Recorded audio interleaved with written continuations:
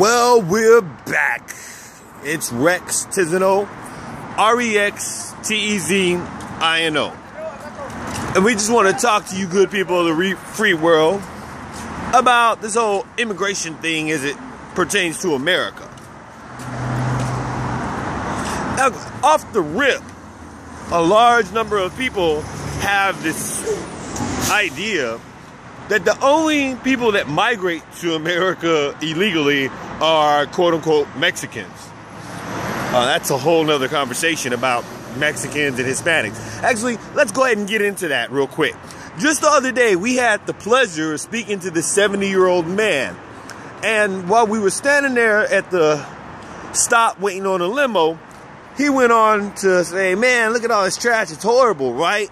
And we agreed with him as we took a little drag. Then he went on to say that it's all these Mexicans' fault. Now, if you've seen the man and you're where we're from in life, you would have been shocked to see an older gentleman who he looked like he was Mexican, talking about dirty Mexicans. Now, he went on to say that he was 70 and he's from Los Angeles and he was here back when it was segregated, when it was separate, but it was equal and it was good. And the city went to hell in a handbasket when the Mexicans got here, and they've got bad attitudes and they're not wanting to work. And he's just going on and on and on about these dirty, filthy, disrespectful Mexicans. And I just sat there and nodded at him and grinned and was like, yes, sir. Oh, really? Oh, okay. And for him to be jaded enough to believe that he was not included in that group. See, that's why the term Hispanic was generated a couple of generations back, so people could feel separated. And it's working. It's really working. Whenever you see an article on whatever media outlet you want to go and look at, you see people whose last names are Garcia, Rios, Hernandez, whatever, who believe themselves as Hispanics and separated from Mexicans like that. Let me explain something to you. For the people who are walking around using racial slurs, calling black folks the N-word, if your last name is Rios, you're Mexican to them. They don't care.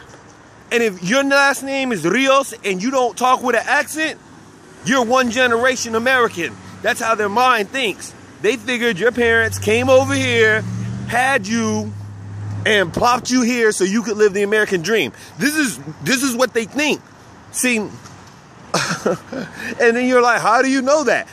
Well, have you ever been around a white person who thinks like this and not been Mexican or Hispanic? No offense. No, you haven't. You know, it's like, we're gonna hold that truth back for a second. But yeah, it's the same thing when someone starts talking about all these damn Mexicans or all these damn gay people. We're just sitting there and was like, yo, what do you say about black people when we're not standing there? Anyway, so on the grand scheme of immigration, a great deal of these people that do come over here, yes, they come illegally and they're breaking the law. They're breaking the law to come here to work the jobs that you don't want to work.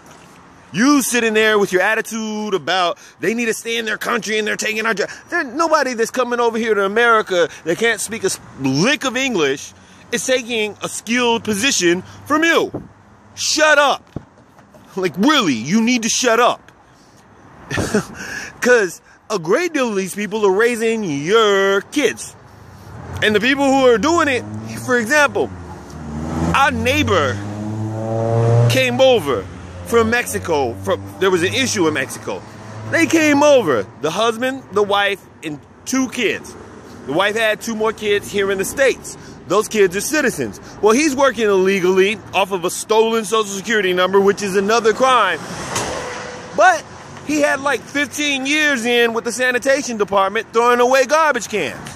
So you mean to tell us that for 15 years, the IRS, his employer, and everybody else ever involved with him using that social had no idea he was illegal and he couldn't speak English?